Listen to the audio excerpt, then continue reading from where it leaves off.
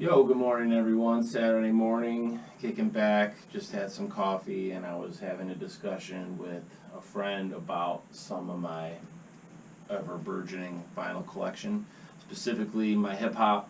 I've scaled it back over the years and kind of gotten rid of some of the fluff and stuff that I bought just to have, but still got a solid bin here and I'm just going to run through it real quick.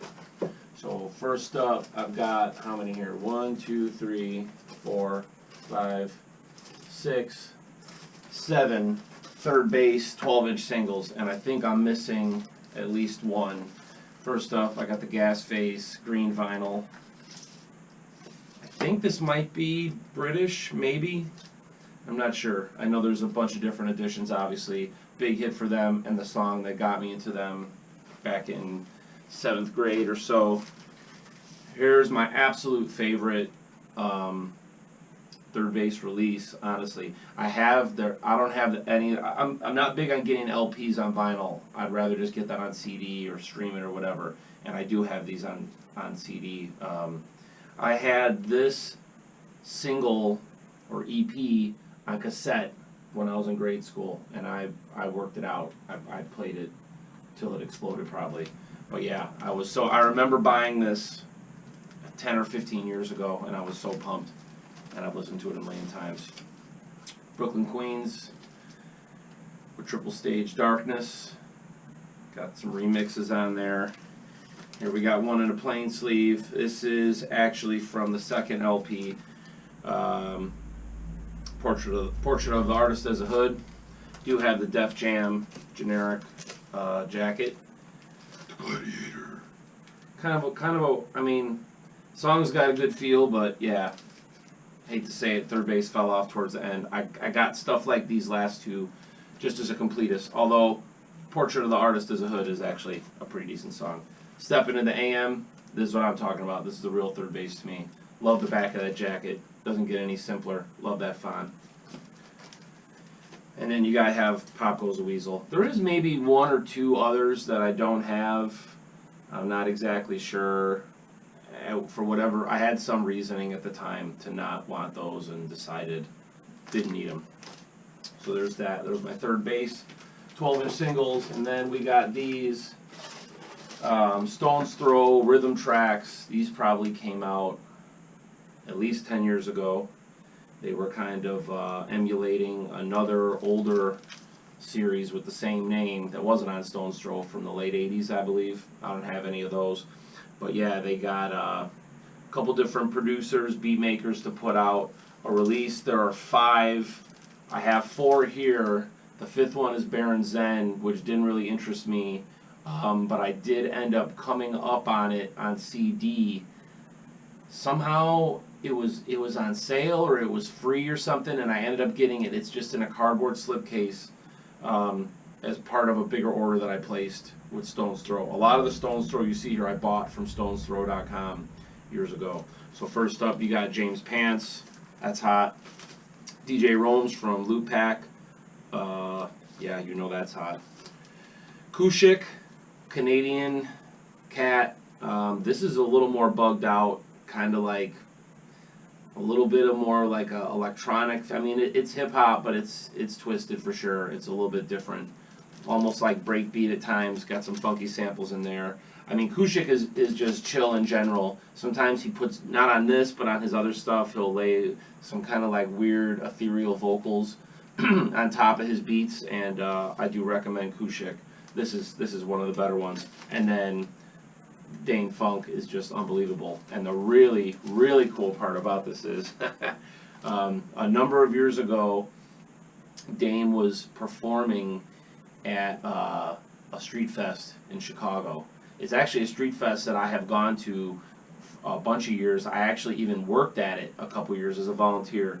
They used to call it like the Logan Square Arts Festival or something. It's changed names a couple times, but they always had good food, good beers, good entertainment, and was absolutely blew my mind when Dane Funk was going to play.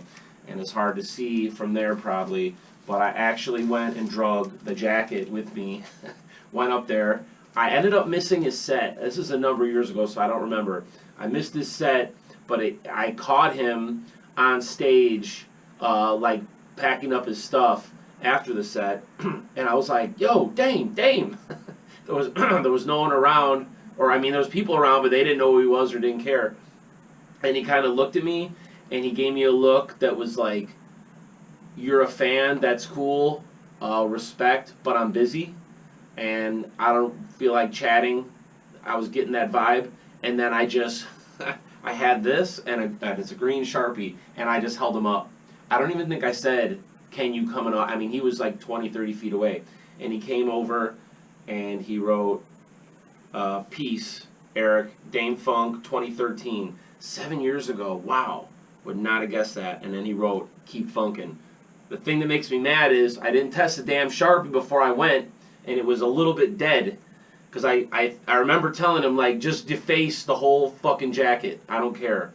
And, yeah, I probably had other Sharpies at home with more ink. So, luckily it did show. But, aside from meeting him, aside from all that, this is just an absolute masterpiece.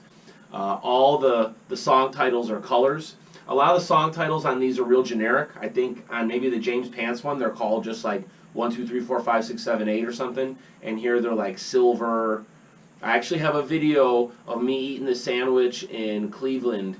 It was probably around this time because this is about when it came out, and I used silver. I think it was one of the beats.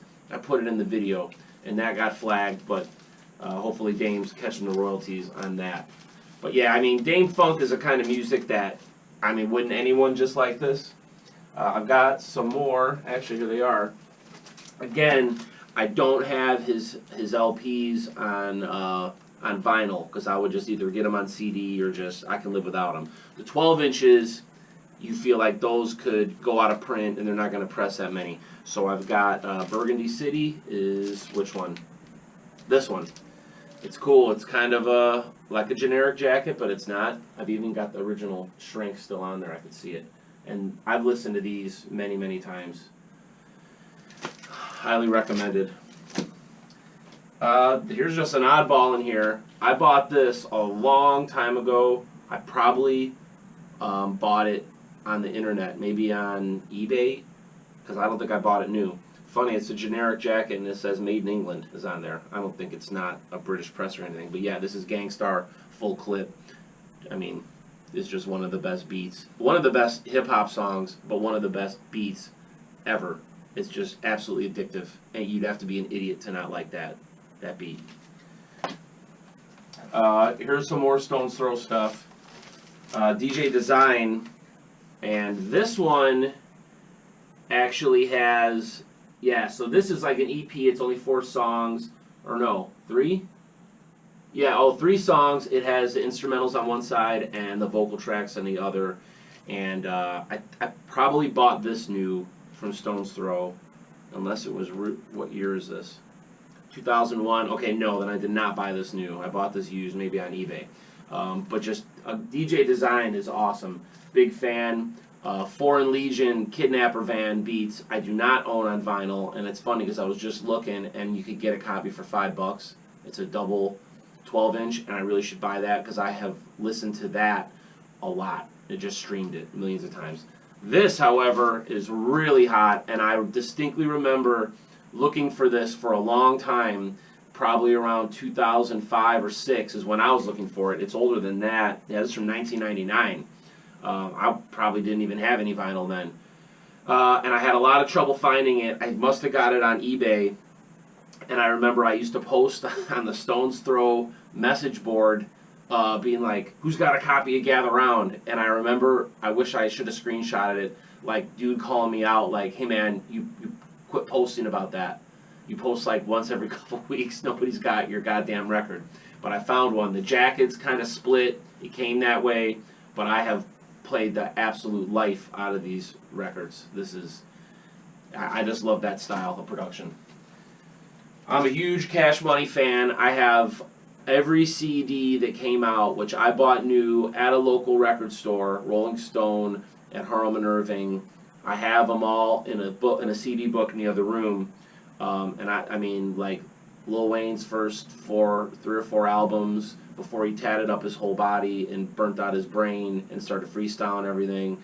All the Hot Boys, Big Timers, all the solo projects. It's probably 20 CDs.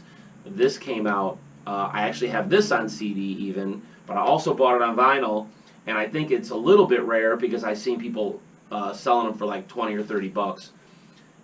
Unfortunately, it doesn't have, it's just the hits, so it doesn't have like my favorite beats.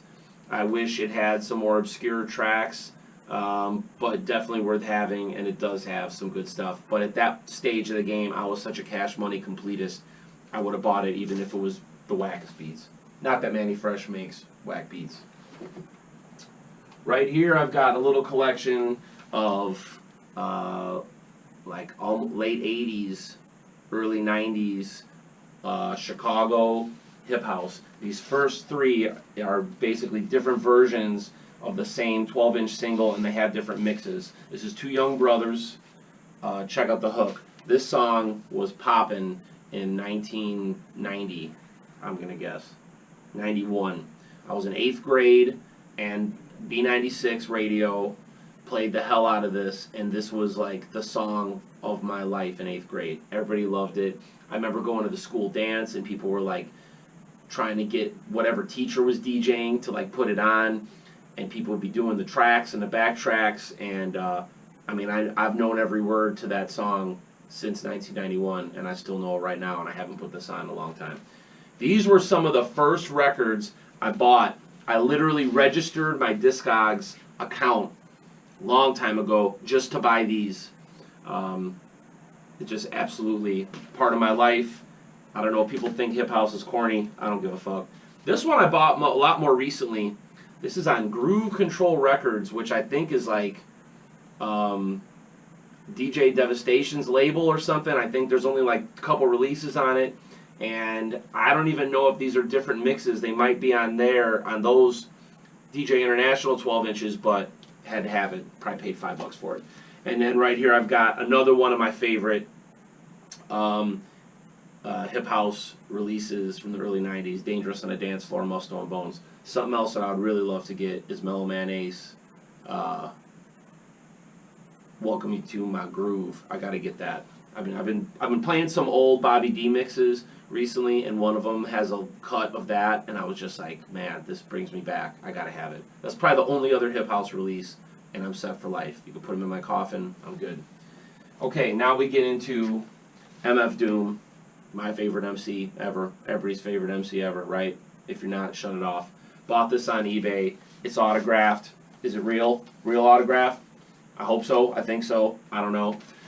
This has been pressed and repressed a few times. I don't remember exactly. This is not the original press, but still, I think people are swapping these for 20 or 30 bucks. I own this on CD. The CD is probably worth 20 or 30 bucks because it's all a bunch of shady record labels, or Doom released it himself, but just an album that I've listened to beginning to end thousands and thousands and thousands of times. I just remember hearing the song Doomsday for the first time with that Sade beat and just being like, okay, I'm done now. Like, this is my shit.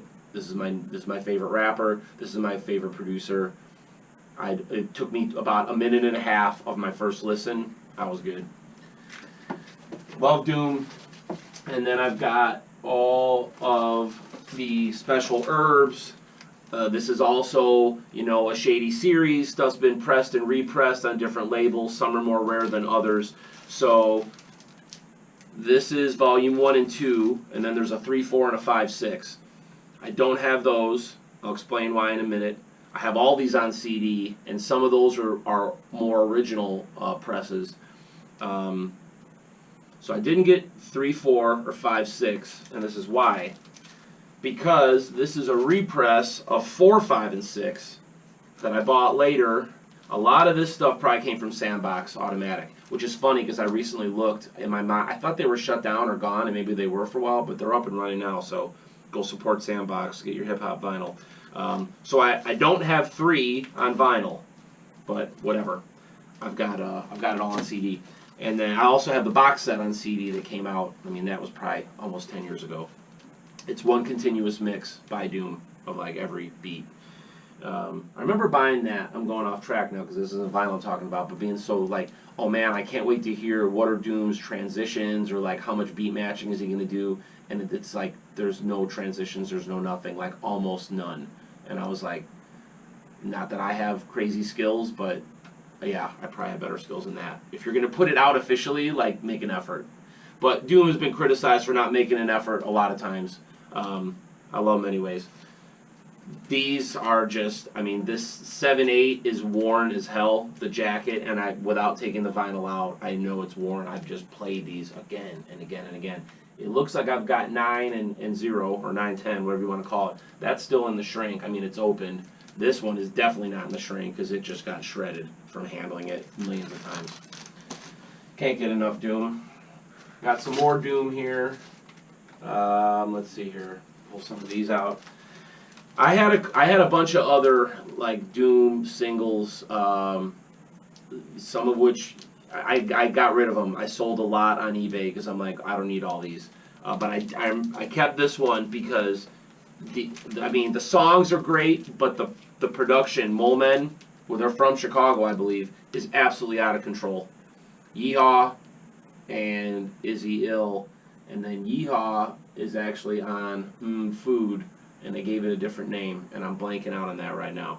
But just for the beats, these two beats, I mean, this is a must-have. I've listened to this a million times.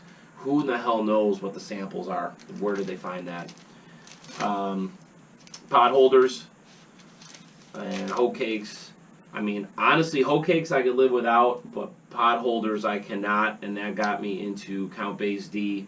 And you know what's funny? I did not remember that the lyrics are actually on the rear jacket, which that's crazy that someone would do that. Couldn't tell you where I got these, Sandbox or eBay.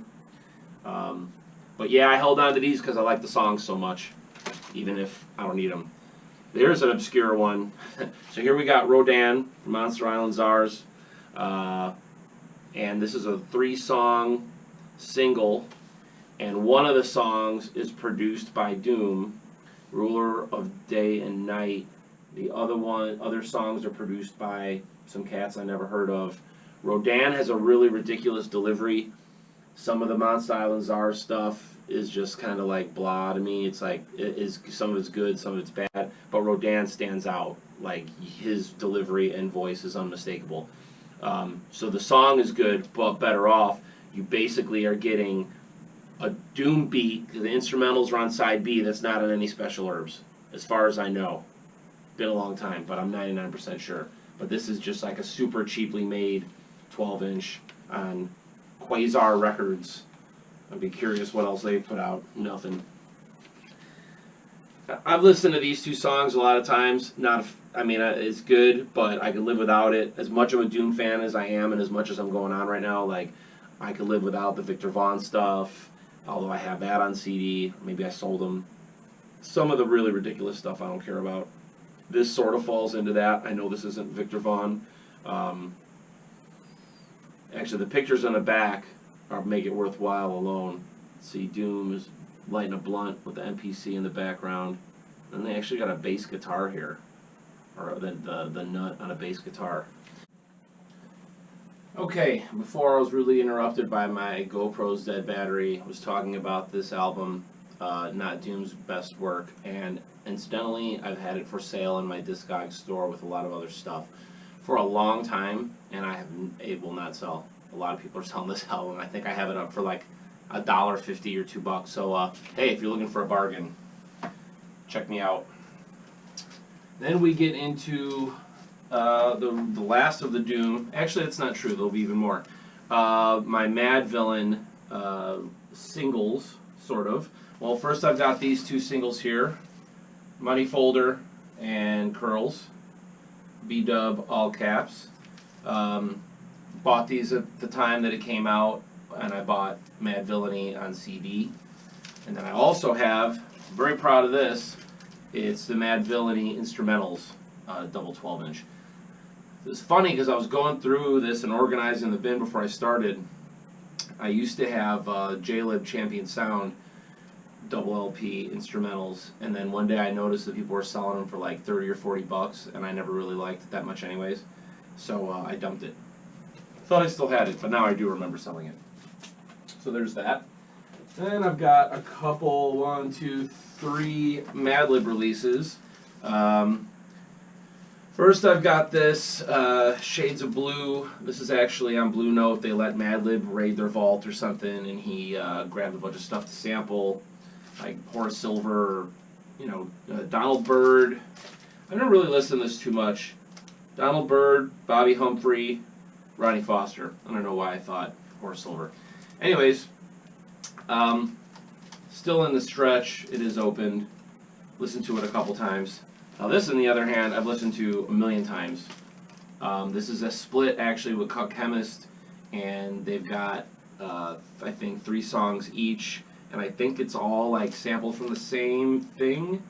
I don't remember. I should know. That's embarrassing. But I've played the hell out of this. This jacket is pretty worn from handling.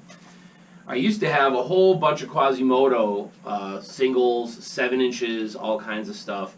I even had a cool misprint Quasimodo 7-inch. I had a bunch of stuff, and like I've said for a few of the other things here, one day I was just like, why do I have this? It's worth enough money that it's worth selling, and I'm not going to listen to it.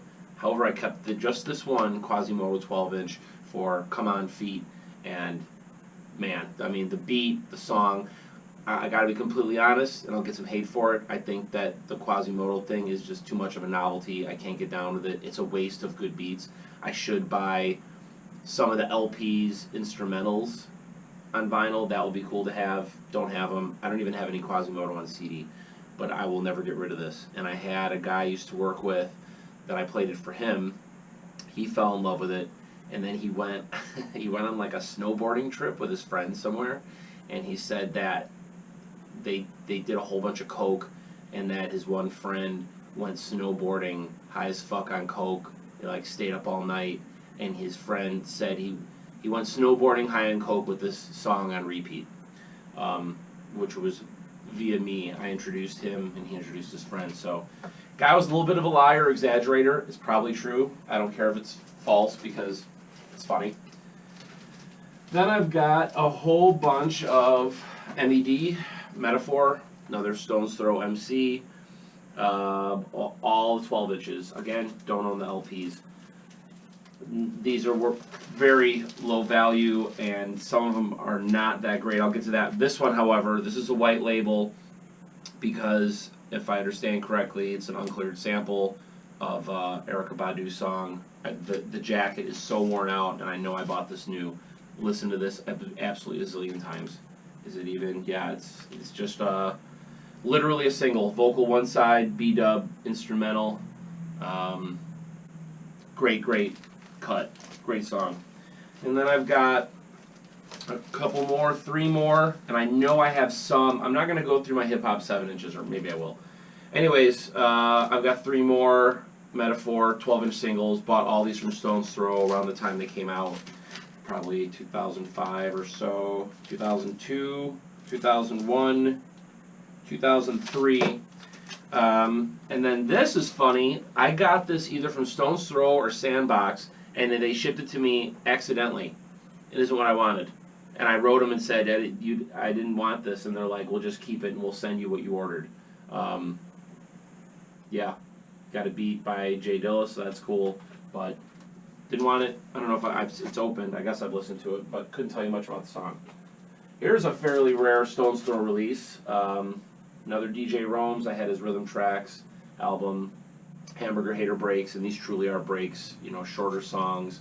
Some of them are like just drums. It's just for battle rapping and stuff like that.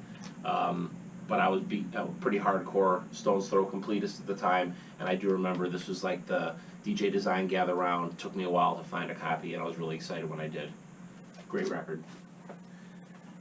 This is an odd one. I've been a huge Public Enemy fan since grade school, and a couple years ago I was putting together some beats for a hip-hop project I was working on, and I wanted to sample some vocals from Public Enemy. So I looked, and if I remember correctly, this is the only 12-inch single that they put out that has an acapella on it. and I should know this already, and I don't. It is the acapella for Prophets of Rage. This whole vinyl's a little bit worn out. Yes. So I bought it just for that, just so I could sample some Chuck D vocals. But certainly, this is the era of Public Enemy I was into. It Takes a Nation, Millions to Hold Us Back, and Fearful Black Planet. I don't own any of those on CD even, but I know every single song by heart. Nothing like a white grade school kid from the suburbs that can rap along with every Chuck D vocal in 1989 or 90. And we get into, I had a ton of Necro and Ill Bill stuff, you know, Psychological Records, Uncle Howie Records, and same thing. I had a lot of Necro 12-inch singles, a couple different projects from him and Bill, and then realized I have all this stuff on CD. I do have all the Necro LPs on CD, a bunch of which I bought from his website. One of them he had a deal where he'd autograph it before he shipped it. I got that. I kept this though. I mean, it's absolutely one of the best beats of all time. The song is great, but even just the beat, who knows what that sample is? I'm sure I could look it up. Not going to. I'd rather be mystified. People ruin things. I gotta know. They gotta know. You don't need to know that. One more Stone's Throw release. I'd love to have the original press of this. This is Peanut Butter Wolf, Peanut Butter Breaks. I played the hell out of this. Jacket is highly worn and handled. 11 tracks. Originally released in 1994. This is from 2001. The 1994 one is not on Stone's Throw because Stone's Throw didn't exist then. And I would love to own it just because it's it's a special album for me. Something that I've played the hell out of. I mean, it's not breaks quite how that DJ Rome's album is. These are more fleshed out beats. Just really chill, smooth hip hop. Really good stuff. I don't know how much production work Peanut Butter Wolf has done in general. I mean, I think people think of him more as a DJ. Maybe I'm mistaken. I know he did this stuff with Charisma in like the 90s, but aside from that, I don't think there's that much. But you listen to the quality of these beats and you're like, man, you should be spending more time doing this. But I guess running a record label will take a lot of your time too. Here I've got my Fondulum, the remains of my Fondulum collection. 4 records. Again, had much more, had a good portion of the discography, and then realized I was just being a completist nerd. They were MCs that I didn't care about or didn't like. So the biggest thing is the 3. Doom, 12 inches, Greenbacks, or Operation Greenbacks as it would later be called on the LP, which is definitely my favorite Doom cut ever. And this is a completely different recording, different mix, different vocal take. Not as good as the LP, but really cool to have. And that was just, I remember how excited I was to have a different version of my favorite song. And yeah, this is the old stuff before, you know, he put out his first LP and that. Here's another one. This is Dead Bent, Gas Draws, Hey. Not my favorite songs, haven't listened to that one that much. And this is The Mic with Red and Gold. 2 noisier beats that I do dig, and it has an orange center label. These other 2 12 inches are not make or break for me, but had to have them just because I am a Doom completist still. MF Grimm, I had another one. I guess I got rid of it, and it had World War III on it, which is actually a Doom beat. And looking back, I don't know why I sold that. I should have kept it. But I kept this one because this is Landslide, and there's this remix and the instrumental remix. Wow, one of the best beats ever by DJ Eli, who I don't know anything about. But man, go on YouTube and check out the Landslide remix, MF Grimm, beat or the vocal. Just a great, great track. So smooth. And here we are at the end. A little bit more Stone's Throw. And I've got Heliocentrics. They did kind of this trifecta of singles. They got similar covers, and they feature different rappers on each one. The first one is the one, obviously, I was most excited about because it has Doom on it. But for what it's worth, the Percy P verse is phenomenal. Yeah, I mean, even if Doom wasn't on the song, honestly, Percy P bodies Doom on it. I bought it for the Doom, and his verse is nowhere near as memorable to me at this moment, but the Percy P is. His delivery, everything is just unbelievable. Listen to this a lot. The other 2, I have not listened to that much. The Guilty Simpson one is a little bit fresher in my mind, but I've not put these on many times. And then the last one is with Vast Air. It's worth it just for the Heliocentrics musically. These are great musicians and a great group. And that's it. Where are my 7? Here we go. Actually, I have them all together. So we'll quickly run through these. Here's the first one. How embarrassing. And I don't even know what this is. This is from Donuts. It's completely, no, it's, oh my God, how embarrassing. No, this is Dame Funk. And the writing is so small, can't even tell you what it is. What a poser. Don't even remember. I'm getting it mixed up with, I say had, might be have, we'll find out in a minute, a Donuts bonus track, and I think I sold it because I saw it was worth 30 or 40 bucks. Here's One Beer. I mean, this is definitely worth having. And then this John Robinson project, which is Lil Cy from Science of Life, with Doom making beats for him. And this is basically a beat that Doom produced that's not a special herb. So the B side is actually as good as the A. Keep in mind, this is long before One Beer got recycled on Food, so this was a really big deal to get at the time. Here I have got, this is, okay, wait a minute, I'm going to jump ahead. Here's the Donuts single that I have, which is unmarked, so I'm going to be Remain a Poser. No, it's not. God damn it, I'm a poser. Beat Conductor, this is Madlib.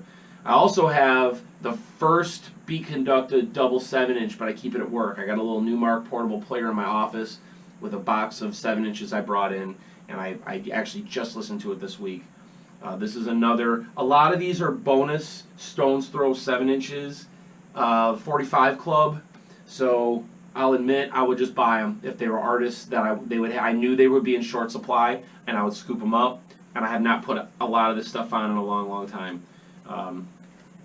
If that Donuts single is in here, I'm really going to look like a tool. Madlib. This is a classic, and here is one I do know. This is Peanut Butter Wolf's alter ego, Filario. The B-side I've never put on, which is Heartbreaker. Actually, it's a double A-side, but the real cut you get this for is You're So Precious, which one of the greatest music videos ever committed to YouTube. Look that up, Filario, You're So Precious. Can't define the genre for you. It's too good. It's on Good Time Records. We show you a good time. And then this is not a generic sleeve. It says Filario equals good time, and I've read that there's like a million variations. And I guess someone hand wrote that? Yeah, I think so. Here is another Beat Conductor. Raw Ground Wire Loop. More Beat Conductor 45 Club. Bonus singles. Here's another thing that came out at the same time. Computer Bagel is, yeah, there it is. It's the A side. Lambo. Look it up, Computer Bagel. I bought these based on the videos are so hysterical. I could if I put this, I'm laughing, picturing it, and I haven't watched it in a couple years. Look up Computer Bagel. Another Beat Conductor 7-inch. 45 Club, completely black center label on the B side. So 2006, don't remember. Okay, now I was confused. You saw me pull the One Beer. Man, these are really, something got in here. It was like sawdust. And when I pulled that, that's the Shaman Work re-release of this is the original one.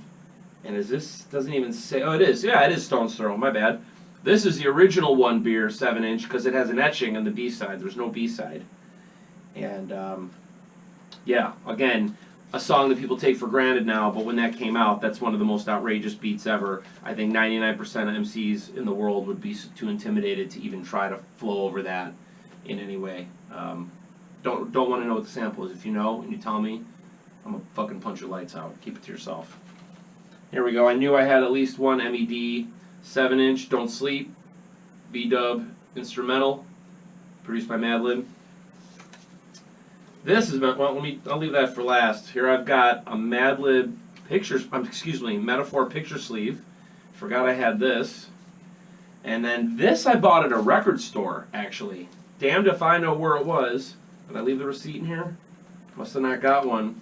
I bought this at a record store. Maybe Oak Park Records in Oak Park. I don't remember. I remember coming across it accidentally and being like, oh, goddamn. Mad Lib Invasion, a couple beats on here. 5, 6 beats, I'm guessing. 1, 2, 3. Yeah, they're actually called Cut 1, Track 2, Song 3, Fantastic 4, Number 5, and Part 6. Very cool. And I think they're not just beats. I think metaphors on a track. This is really cool. I think a lot of people know what this is. He's kind of like a homeless dude that ran up on some cats because he knew they were producers and they were in the music game. And he was like, yo, man, you got to put me on wax. I'm a musician. And they're probably thinking, like, this is a homeless bum.